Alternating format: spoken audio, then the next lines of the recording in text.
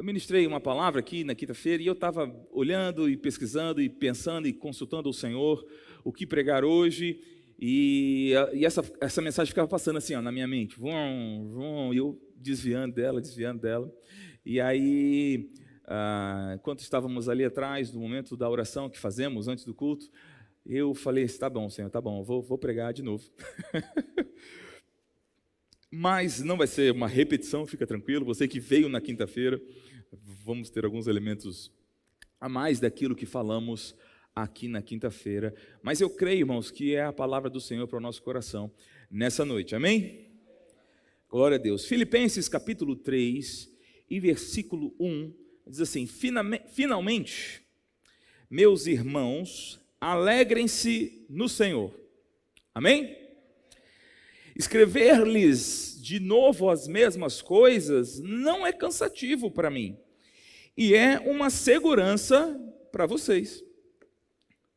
Queria que você virasse a página agora, capítulo 4 e versículo 4. Amém? Alegrem-se, quando? Aonde?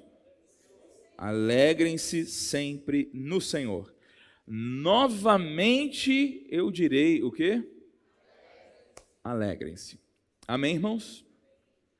Então nós temos aqui o apóstolo Paulo escrevendo para a igreja de Filipos, num período muito duro, muito difícil. A gente vai ver alguns detalhes do que estava acontecendo, e ele diz para eles alegrarem-se. Amém, irmãos?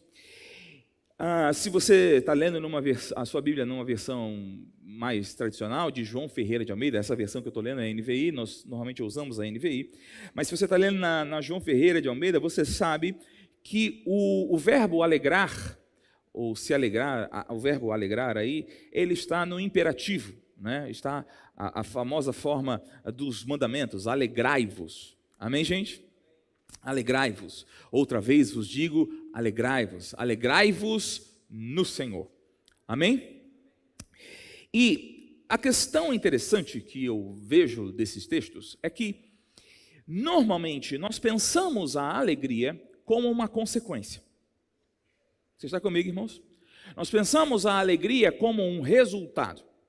A alegria pode ser resultado de algo engraçado que você viu, que pode te alegrar. A alegria pode ser resultado de uma boa notícia que você recebeu, não é? A alegria pode ser resultado de uma demonstração de amor que alguém que você ama te fez. A alegria pode ser resultado de uma boa notícia que você recebeu. A alegria pode ser, enfim, uma série de questões que acontecem à nossa volta que nos alegram. Amém, irmãos? Você está comigo? Eu tenho certeza que os habitantes lá da Ucrânia estão ansiosos para se alegrarem com o fim da guerra lá. Amém, irmãos? Assim como os habitantes lá de Israel e da Palestina, eles estão ansiosos pelo fim da guerra e eles vão se alegrar quando a guerra acabar. Amém, irmãos?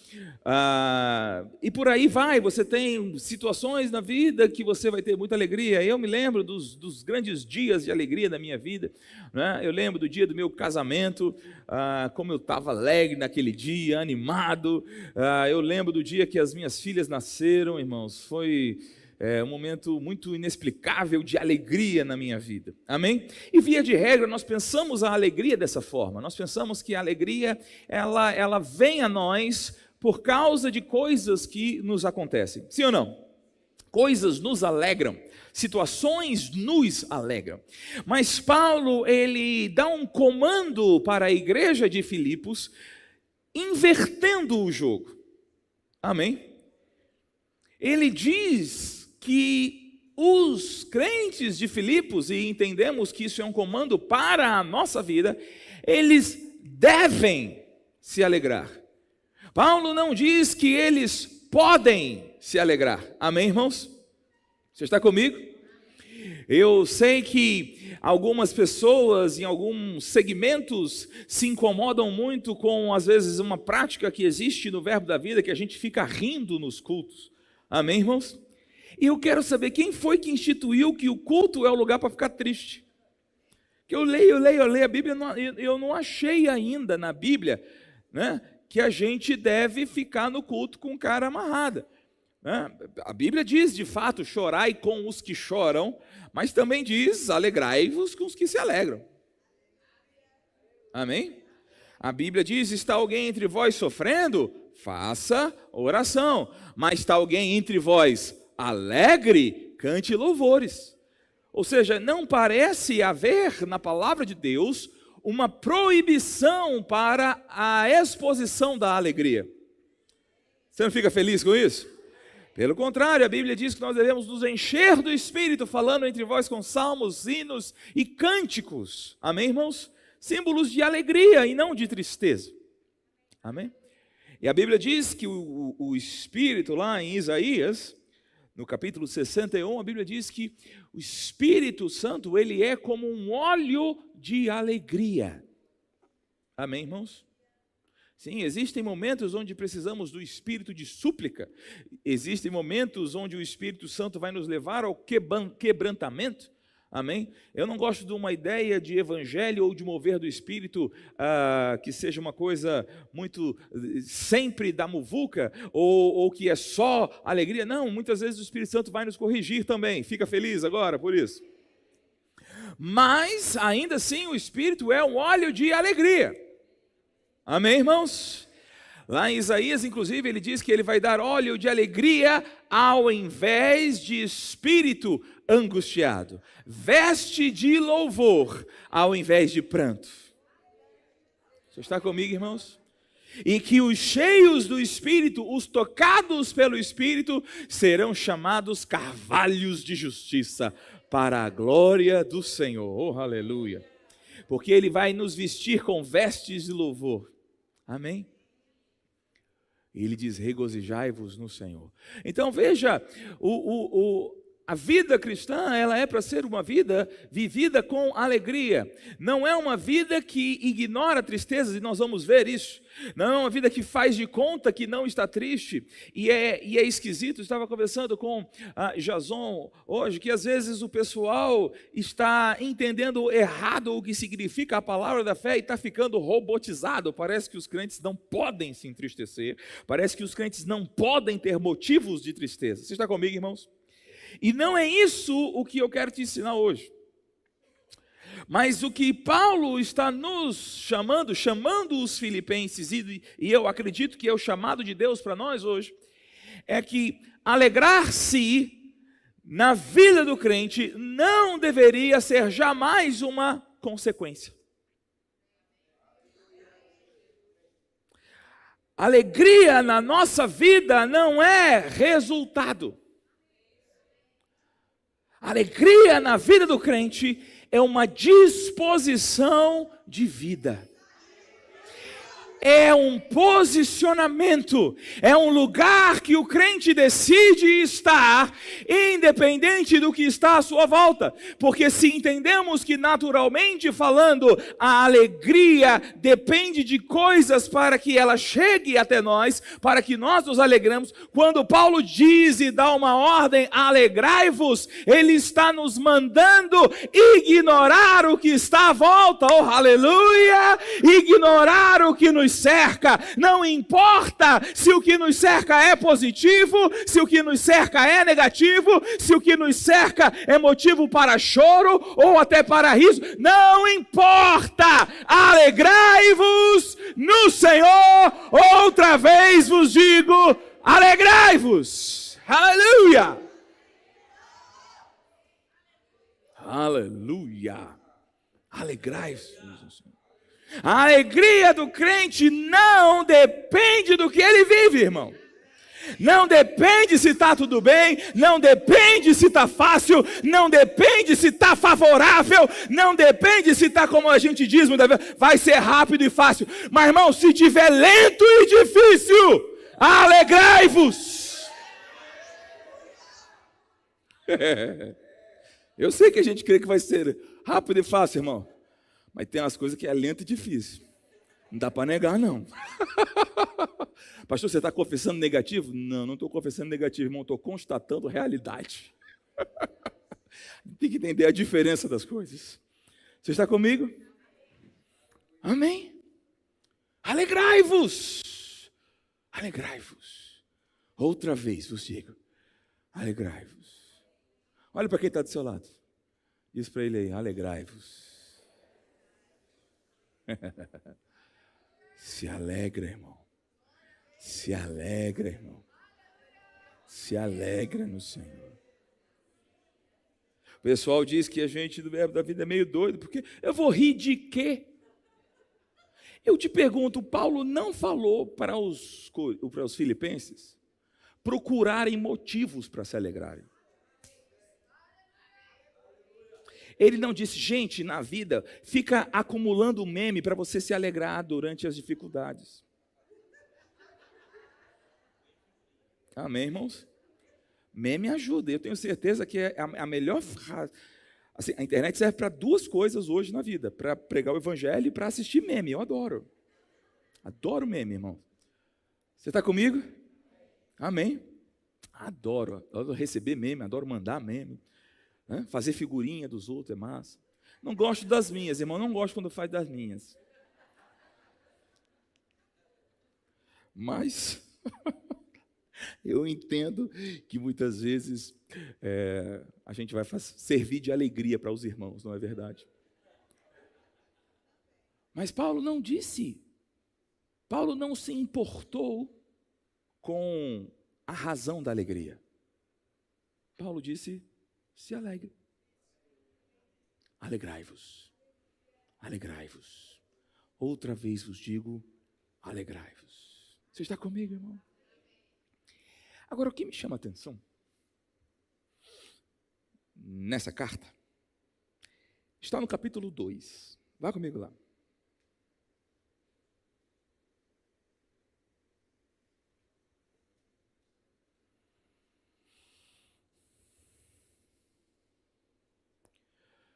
Segura e olha para cá, a gente vai ler a partir do versículo 25, mas antes de você ler, olha para mim. Os filipenses foram aqueles que mandaram oferta para Paulo, e lembra que ele fala, eu louvo a Deus porque vocês renovaram mais uma vez o cuidado comigo, recebi tudo desde que, aí ele fala assim, desde que Epafrodito me enviou a oferta de vocês. Vocês já tinham vontade de fazer antes, mas nos faltava oportunidade. E agora Epafrodito me trouxe o donativo de vocês. Então, Epafrodito, ele era de Filipos, ele era um crente de Filipos e que ele seguiu, quando Paulo estabeleceu a igreja lá, ele seguiu com Paulo, ele foi para a comitiva de Paulo, mas ele era de Filipos. Amém, gente?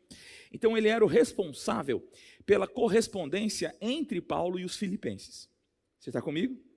Dentro da equipe de Paulo, ele era aquele que lidava com os filipenses.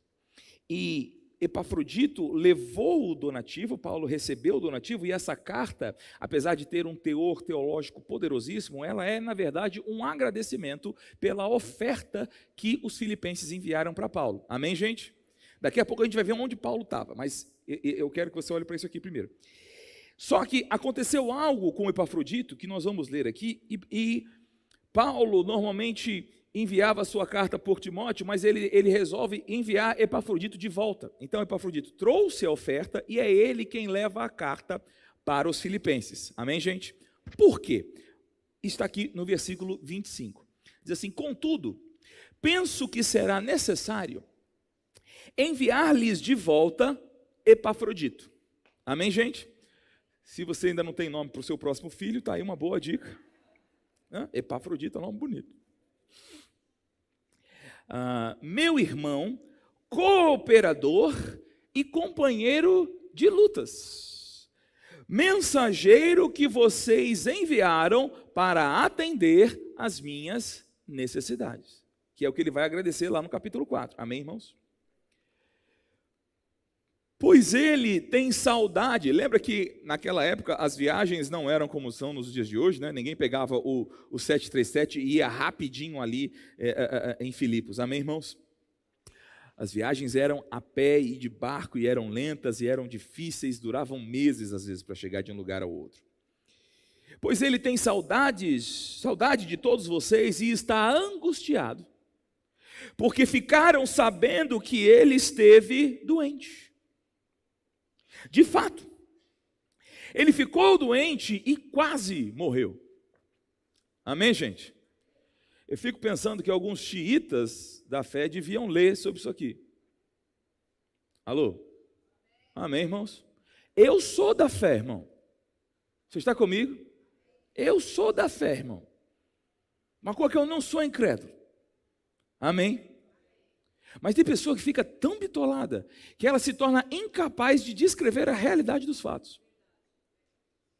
Fé não é negar a realidade dos fatos, crente. Amém? A Bíblia diz, se você disser a esse monte, ergue-te e lança-te no mar, e não duvidar em seu coração, mas crê que se fará o que diz, assim será com ele. A Bíblia não diz, negue que o monte existe, e ele sumirá. A Bíblia diz que o nosso Deus, ele chama à existência as coisas que não existem.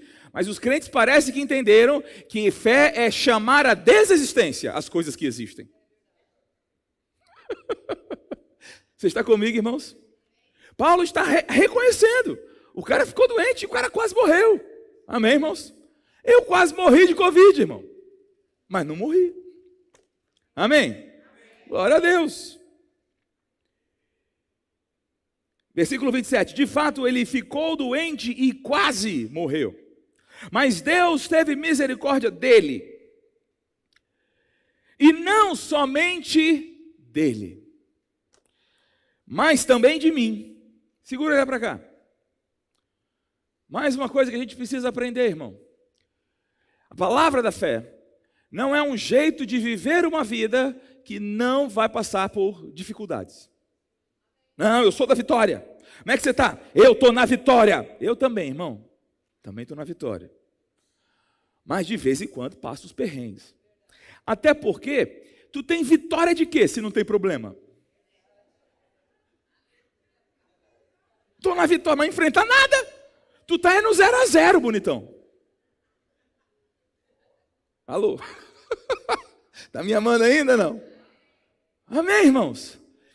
Não existe em lugar nenhum da Bíblia qualquer promessa de vida sem tribulações. Não existe em lugar nenhum da Bíblia qualquer promessa de que vai ser o tempo todo fácil, de que nada vai doer, de que não vai haver dificuldades, que não haverão tristezas. Quem acha isso, irmão, é alguém que transmite um evangelho desse. Você pode ter certeza, diante dessa pessoa, ela não lê a Bíblia. Quem lê a Bíblia sabe que a vida nesse mundo não é fácil. Nós somos estrangeiros, nós somos peregrinos em terra alheia. O mundo nos odeia. Existe a oposição das trevas, existe o desentendimento do mundo do que nós somos. O pecado afetou tudo nesse mundo, a terra passou a produzir cardos e abrolhos. A terra passou a produzir calamidades. Você está comigo? Amém. Aleluia. Glória a Deus, está tudo bem. Amém, irmãos? Que susto. Quer aceitar Jesus, querido?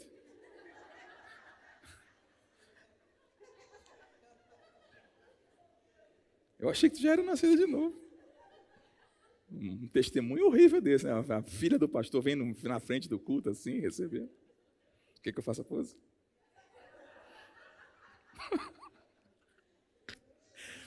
Glória a Deus. O que eu estava falando, hein? Mas a Bíblia mostra claramente que a vida não vai ser fácil. Amém, irmãos? Eu tenho pensado sobre isso. Porque muitas vezes não, mas nos últimos períodos, eu estava, esse tempo lá no Rio de Janeiro, Renato Galdar, diretor executivo do ministério, foi estar com a nossa família e participar do sepultamento da minha mãe, e no dia nós saímos, eu, ele, Virgínia e meu pai, e fomos ter um tempo para conversar, e ele falou, como é que está, Junião? E eu falei assim, como é que está lá em Goiânia e tal? Eu falei, Renato, a sensação é a seguinte, eu estou no meio da tempestade perfeita. Mas eu nunca tive tão alegre na minha vida. Aí ele olhou assim, aí eu falei, não entendeu, né? Eu também não entendo. O que eu sei é que do lado de fora, tudo assusta. dificuldades inimagináveis. E para culminar essa situação da minha mãe, bicho, eu não sei, estou sendo esticado de todas as formas, mas eu e Virgínia, a gente nunca esteve tão feliz. Eu não sei por que a gente está feliz, mas a gente está feliz desse negócio. Você está comigo, irmãos? E tudo tem acontecido. Cara, o negócio bicho está pegando, mas bicho, a gente está bem, cara. Eu não sabia nem como é que eu explicava isso. Amém?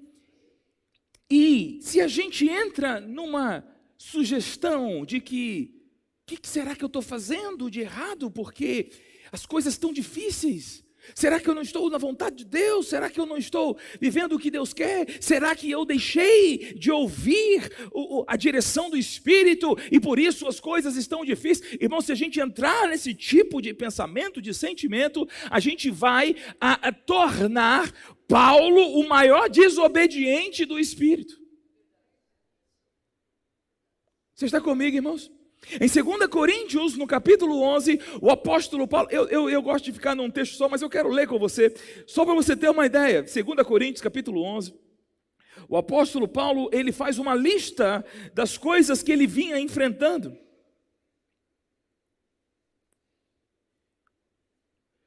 A partir do versículo 23, ele se comparando com falsos apóstolos que haviam se metido lá na igreja de Corinto e queriam questionar a autoridade de Paulo, e estava dizendo para os coríntios: não, vocês não devem estar debaixo do apostolado de Paulo, vocês deviam estar debaixo do nosso apostolado. Paulo chama eles de superapóstolos. E aqui no versículo 23, ele começa a fazer uma comparação que ele mesmo chama de insanidade fazer isso, mas ele faz mesmo assim, de forma retórica. Ele diz: na minha tolice me tolera. E ele diz assim no versículo 23: são eles servos de Cristo? Estou fora de mim por falar dessa forma. Eu ainda mais. Eu trabalhei muito mais, eu fui encarcerado mais vezes, eu fui açoitado mais severamente e exposto à morte repetidas vezes. 5 vezes, repetidos judeus, 39 açoites. 3 vezes eu fui golpeado com varas, 1 vez eu fui apedrejado, 3 vezes eu sofri naufrágio, passei 1 noite e 1 dia exposto à fúria do mar. Estive continuamente viajando de uma parte a outra, enfrentei perigos dos rios, perigos de assaltantes, perigos dos meus compatriotas, perigos dos gentios, perigos na cidade, perigos no deserto, perigos no mar e perigos dos falsos irmãos. Trabalhei arduamente, muitas vezes fiquei sem dormir, passei fome e sede e muitas vezes fiquei em jejum, suportei frio e nudez. Irmão, se a vida com Deus é uma vida de cor de rosa, irmão, se tem alguém que não viveu com Deus, foi Paulo. Mas, curiosamente, ele é o maior autor do Novo Testamento. Ele entendeu a obra de Cristo mais do que os 12 apóstolos que viram a obra de Cristo. Você está comigo? Então, a Bíblia não nos promete, e se tem alguém prometendo isso, e você está acreditando e gostando, cuidado, você está sendo enganado. A Bíblia não promete uma vida leve. A Bíblia não nos promete uma vida de faz de conta, de Alice no País das Maravilhas, de Poliana. Você está comigo, irmãos? Mas sabe o que acontece? O Paulo que viveu tudo isso, viveu e escreveu depois. Nada disso o parou. Você está comigo, irmãos? E esse cara que viveu tudo isso, escreveu para os Filipos: alegrai-vos. Alegrai-vos. E volta comigo para Filipenses capítulo 2. Aqui está ele com Epafrodito, que adoeceu quase mortalmente. E ele diz: de fato ele ficou doente, versículo 27 de Filipenses 2. De fato ele ficou doente e quase morreu, mas Deus teve misericórdia dele, e não somente dele, mas também de mim. Para quê?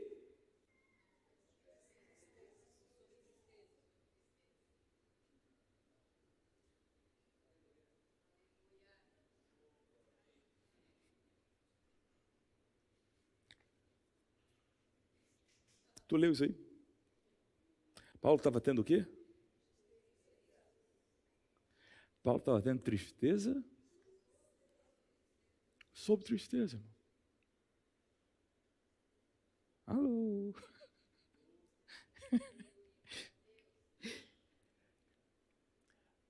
Alô? A primeira coisa que eu quero dizer para você é para você não se condenar porque está triste com alguma coisa. Existem coisas que vão nos entristecer. Existem coisas que vão doer. Coisas que você não espera, coisas que vão te surpreender. E não é incredulidade se entristecer, irmão. Senão isso não estaria escrito na Bíblia. Você está comigo?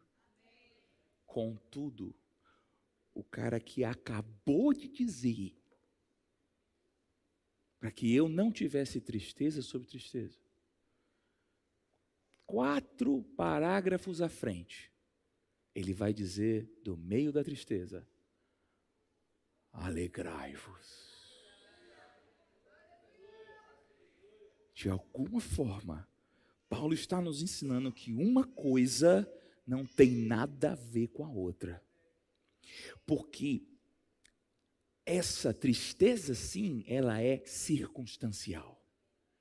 Ela acontece por algumas coisas. Paulo está enfrentando situações difíceis. Paulo está sendo abandonado pelos seus amigos que estavam com ele. Ele está em Roma, ele está preso, ele está enfrentando uma série de coisas. E ele escreve: alegrai-vos. Mas ele tem reais motivos de tristeza. Demas está abandonando ele. Timóteo, o pessoal está longe, ele está lá enfrentando o César, está preso, está com grilhões nos pés. Está na prisão domiciliar, sim, mas tem um soldado romano do lado dele todo dia. Ele não pode fazer nada sozinho. Você está comigo, irmãos? E por que ele está vivendo isso? Porque ele está servindo ao Senhor, porque ele está adorando ao Senhor, porque ele está pregando o Evangelho. Por pregar o Evangelho é que ele está nessa condição, irmão. Amém. Paulo não está enfrentando isso porque é negligente, porque é preguiçoso, porque é um cara difícil, porque é um cara implicante. Não, ele está vivendo isso porque está pregando o Evangelho. E ele sabe que muitas vezes ao fazer o que Deus espera, nós vamos contra esse mundo e esse mundo vai bater de volta. E essa pancada vai entristecer, essa pancada vai doer. Mas ainda assim, a alegria do crente não depende das pancadas que ele toma ou deixa de tomar. A alegria está dentro dele. A alegria é fruto do Espírito, não consequência das circunstâncias. As circunstâncias que nos entristecem podem mudar. A pressão financeira de hoje pode ser largueza amanhã. A tristeza da perda de um parente hoje pode ser uma visão dela gloriosa no céu daqui a pouco. Você está comigo, irmãos? Um relacionamento quebrado hoje pode ser a semente de um novo e melhor relacionamento lá na frente. As tristezas são circunstanciais. A alegria, não. Oh, aleluia. Alegrai-vos no Senhor. Outra vez vos digo, alegrai-vos. Sabe, irmãos, nesses dias, eu fiquei realmente tocado com o amor das pessoas. E eu tenho conversado isso com meu pai. O amor demonstrado na vida da minha mãe. Mas diante da estupidez e da... Eu estava conversando isso também com meu pai. A morte é a coisa mais certa da nossa vida. Amém, irmãos? Mas mesmo assim a gente não entende, não aceita e se surpreende com ela. Isso é uma coisa muito sem sentido. Mas, muitas vezes, as pessoas nos abraçavam, mandavam mensagens e tentavam dar uma palavra de conforto, né? Eu acho engraçado algumas pessoas falam assim, cara, eu não tenho nem palavras, e falava por 15 minutos. Eu fico pensando se tivesse palavras para dizer. Mas eu entendo o desejo de confortar o coração. Você entende isso, irmão? Eu entendo. E está tudo bem. O fato de estar ali tentando fazer a coisa já é o grande testemunho do amor. Mas, uma das coisas que a minha cabeça, com tendência para a racionalização, ficava dizendo, era: o que você está tentando falar aí não serve para nada, porque afinal de contas minha mãe foi. Você está comigo? E a gente vê os crentes. Eu vi muito isso, eu fiquei pensando muito isso algumas semanas atrás no velório da Sofia. E nesse momento, enfrentando essa situação, também fiquei pensando isso. Cara, mas e aí? Ficou ruim, e foi ruim, e não foi bom. Mas algo, o Senhor me chamou a atenção em Paulo aqui, no capítulo 1. E eu quero olhar com você para isso aqui.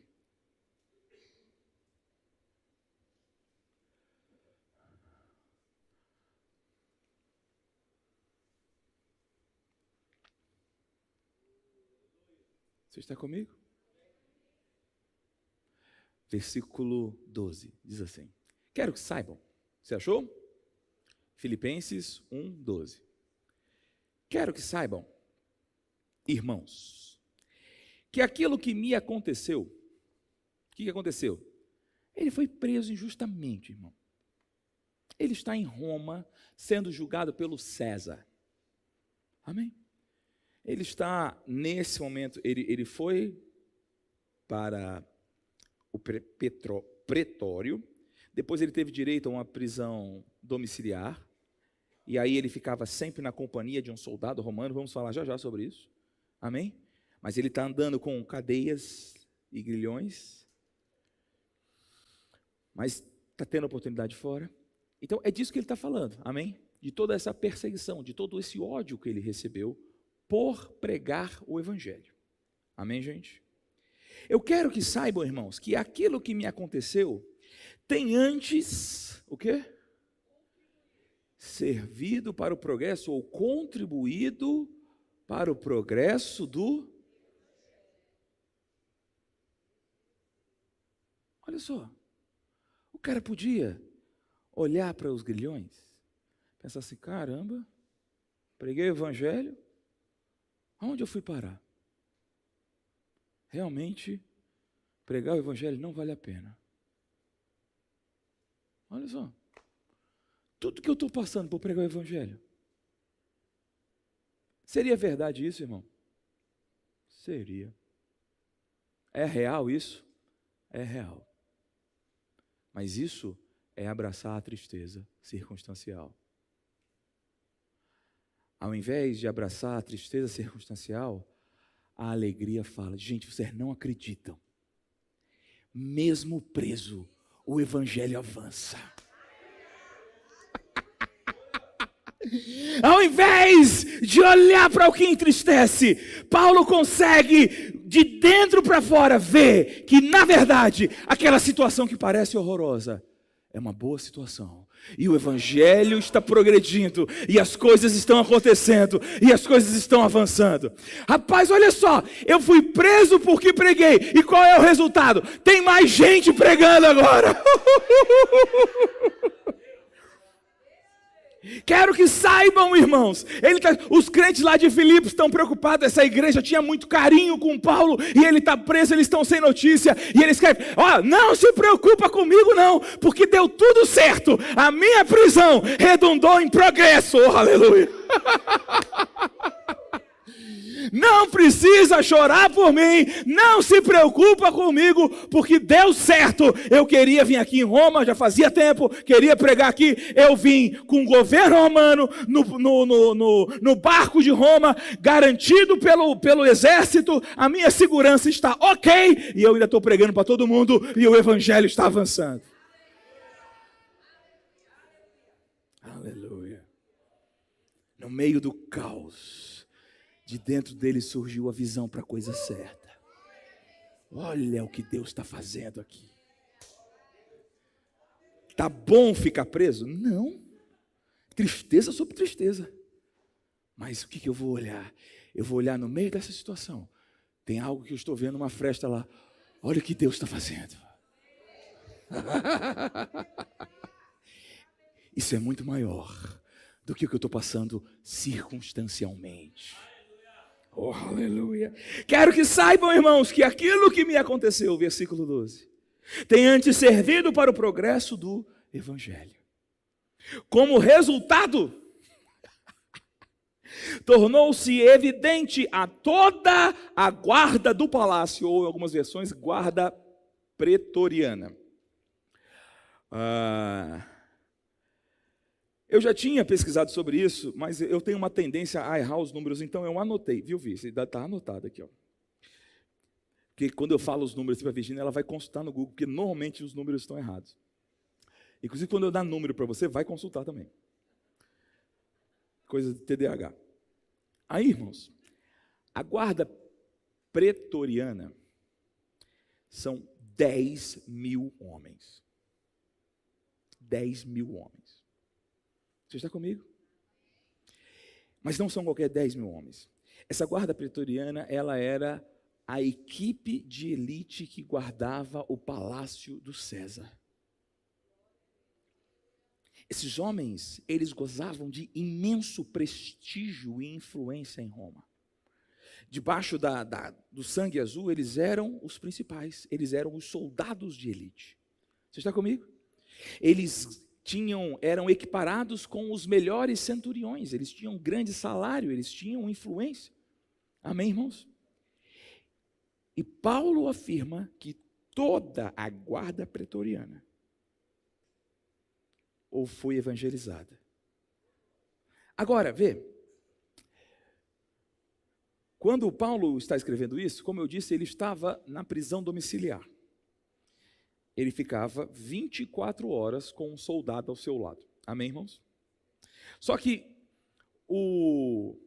a arqueologia já descobriu tudo isso e tem informações sobre isso. O plantão, não sei como é que fala. O turno do soldado da guarda pretoriana era de 6 horas. Você está comigo, irmãos? Então, todos os dias, Paulo ficava com 4 soldados. Amém? Paulo ficou em Roma, dessa forma, por 2 anos. Você está comigo? Então, 4 vezes 365 vezes 2, vai dar 10 mil? Não. Vai dar 2 mil e pouco. 2.600 e pouco. Você está comigo, irmãos? Só que a questão que Paulo está falando aqui é que o fato de que ele ficava diariamente falando com pelo menos 4 soldados, isso criou uma onda de evangelismo, a ponto de os 10 mil guardas da guarda pretoriana ouvirem o evangelho. Por quê? Porque ele está preso. Porque ele está preso. 10 mil soldados super influentes em Roma estão ouvindo o evangelho. E esses 10 mil soldados são 10 mil conexões dentro de Roma, com uma série de famílias, com uma série de pessoas, e eles vão espalhando, e são 10 mil gentios, irmãos, eles não são judeus, eles são italianos, eles são sírios, eles são das regiões da Europa, eles serviam na guarda pretoriana por 16 anos, e depois eles voltavam para suas terras natais, eles iam para a Alemanha, eles iam para a Espanha, eles iam para os 4 cantos do Império Romano, mas agora eles iam carregando uma semente de que Jesus Cristo é o Senhor. E ao invés de estar olhando para os grilhões, para as algemas, Paulo está olhando o Evangelho. Oh, aleluia. O Evangelho está avançando. Como resultado, versículo 13, tornou-se evidente a toda a guarda do palácio e a todos os demais que estou na prisão por causa de Cristo, e a maioria dos irmãos, motivados no Senhor pela minha prisão, estão anunciando a palavra com maior determinação e com destemor. Aleluia. A tristeza é circunstancial, a alegria é eterna.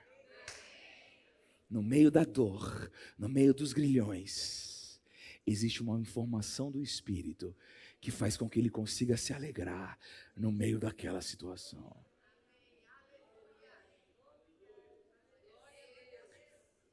Para onde você está olhando no meio da tempestade perfeita? Sabe para onde eu vou olhar? Para o fato de que meu barco não afunda. Mas é um furacão muito grande. Sim, mas meu barco continua aqui. O evangelho continua sendo pregado. As pessoas continuam ouvindo a palavra. Minha família continua unida. A percepção do amor da igreja pela minha casa aumentou tremendamente. No meio do momento de dor mais absurdo que podíamos passar, nós nos vimos abraçados e guardados pela igreja de Cristo. Você está comigo, irmão? Amém. Alegrai-vos. Outra vez vos digo, alegrai-vos.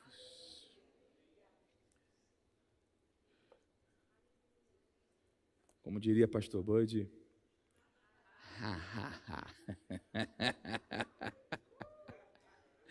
quando o diabo começar a apertar você, irmão, quando as circunstâncias, quando os grilhões, quando as acusações injustas, quando as dores inesperadas chegarem,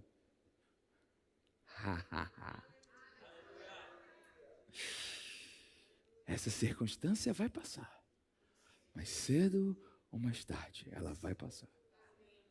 Mas aquele que faz a vontade do Senhor, esse permanece para sempre. Aleluia. Alegrai-vos. Outra vez vos digo, alegrai-vos.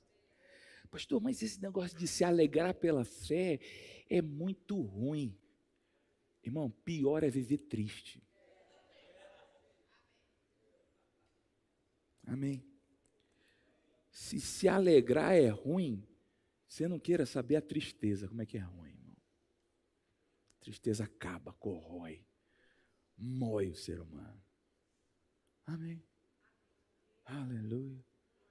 Vá ver as vitaminas, vá tomar um energético para fazer alguma coisa. Mas não deixe a tristeza consumir você. Aleluia. Está apertado financeiramente? Faça o que Jesus diz, vá olhar os pássaros. Vai olhar os pássaros. Vai olhar a erva do campo. Não vai ficar desesperado, não. Vai olhar pássaro. Vai lá para Vaca Brava. Vai lá para os parques que tem aqui em Goiânia. Vai olhar os bichinhos lá. Você está comigo? Os macaquinhos aqui do Areão não estão nem aí preocupados se tem comida ou não. Vai olhar os pássaros. Se o Senhor alimenta eles, que não juntam em celeiro, não trabalham, não fiam, quanto mais a vocês, homens de pequena fé, oh aleluia. Você está comigo? Amém. A tristeza é real e ela não deve ser ignorada. Ela não é falsa, ela não é mentirosa. Ela é real, acontece. Paulo estava vivendo motivos reais de tristeza. E eu não estou dizendo para você se achar incrédulo, para você achar que você é um falso crente, para você achar que, meu Deus, eu não sei, eu devo estar fora da vontade de Deus porque está entristecido. Não, as coisas são reais, elas acontecem. Mas nunca se esqueça, Tiago diz, tende motivo por toda alegria o passardes por várias provações, sabendo que a prova da vossa fé, ela produz perseverança. E a perseverança deve ter ação completa para que sejais perfeitos e íntegros em nada deficientes. Pensa nisso, que essa tristeza que chegou, esse momento de abatimento que chegou, se você perseverar na fé através dele, você vai sair melhor. É uma chance para você ser aperfeiçoado. Olhe para a coisa certa, irmão. Olhe para a coisa certa, não exalte o que o diabo faz, não exalte o que o mundo diz, exalte o que Deus está fazendo na sua vida. Amém. Outra vez vos digo, alegrai-vos. Você pode ficar de pé.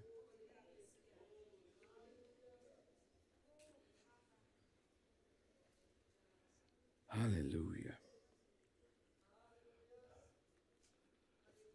Aleluia.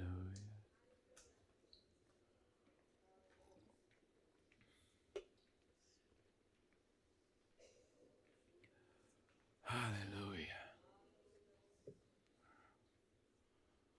Aleluia. Feche seus olhos, irmão. Talvez, mesmo depois dessa palavra. Agora, antes de subir para pregar, irmão, eu tive vontade de chorar. E não era porque eu estava cheio do Espírito. É muito bom chorar cheio do Espírito, irmão. Mas não era dessa vez. Mas talvez ainda haja alguma dor aí. Sabe o que eu tenho para te dizer? Fique à vontade para chorar diante do Senhor. E se você crente vê alguém chorando, vai lá junto e chora junto. Feche seus olhos mesmo.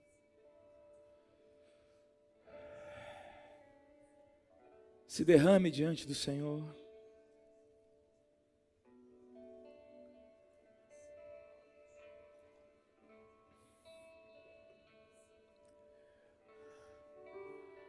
Mas talvez, e fique atento para isso, porque lá de dentro vai surgir alguma nota, que vai te dizer: filho, eu continuo aqui com você. Filho, filha, eu não te deixei. Filho, filha, o seu propósito não acabou. Filho, filha, essa situação vai passar. Vai passar. Aqueles que semeiam com lágrimas,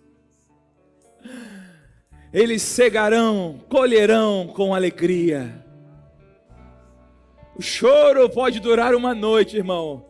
E deixa eu dizer, às vezes a noite dura um tempinho a mais. Às vezes a noite é longa.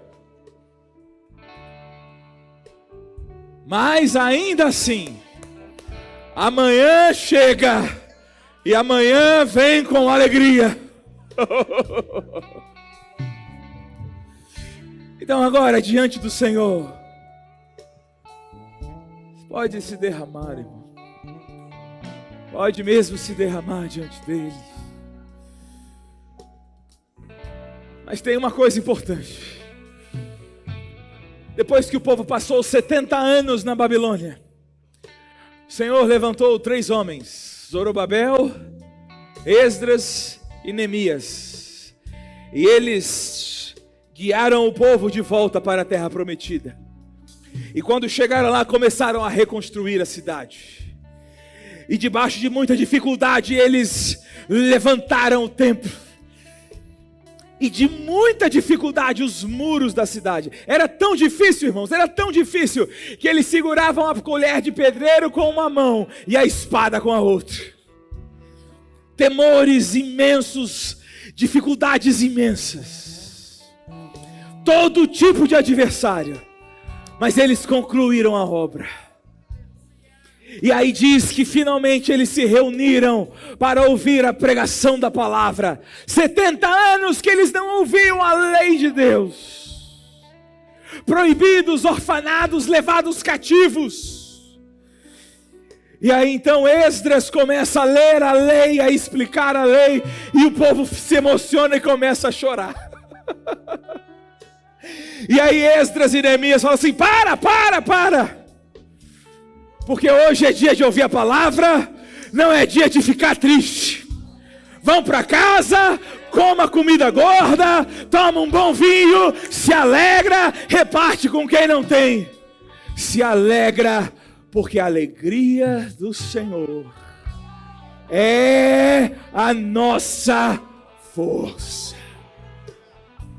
O sábio Salomão disse: se no dia da angústia te mostras fraco, tua força é pequena, mas a alegria do Senhor é a nossa força. Paulo aconselha: diga ao fraco, eu sou forte. Diga ao fraco, diga ao triste, diga ao angustiado: eu sou forte, eu tenho a alegria do Senhor. A alegria do Senhor é a minha. Você vai dizer isso chorando, vai estar doendo, mas você vai dizer: a alegria do Senhor é a minha força. Aleluia, aleluia. Você vai se alegrar, você vai dançar na chuva, você vai se alegrar. Irmão, Abacuque, o doido do Abacuque: se não houver, se a oliveira mentir, se não houver fruto nos currais, se não houver animais, ainda assim, eu me alegro no Senhor. Aleluia! Aleluia!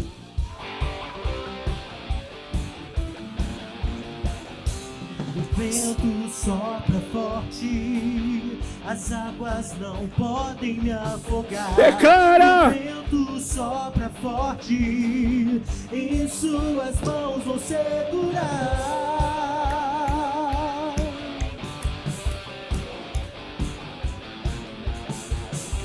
O vento sopra forte, as águas não podem me afogar. O vento sopra forte, e em suas mãos vou segurar. Eu não me guio pelo que vejo, Mas eu vivo pela fé. pelo que creio. Eu não olho as circunstâncias, Eu vejo seu amor. Diga: a alegria do Senhor é a nossa força. A alegria do Senhor é a nossa força. A alegria do Senhor é a nossa força. A alegria do Senhor é a nossa força. Essa alegria não vai mais sair. Essa alegria não vai mais sair. Declara! Alegria não vai mais sair. De onde? Dentro do coração. Essa alegria não vai mais sair. Essa alegria não vai mais sair. Essa alegria não vai mais sair. de dentro do meu coração. Alegria! A alegria do Senhor é a nossa força. A alegria do Senhor.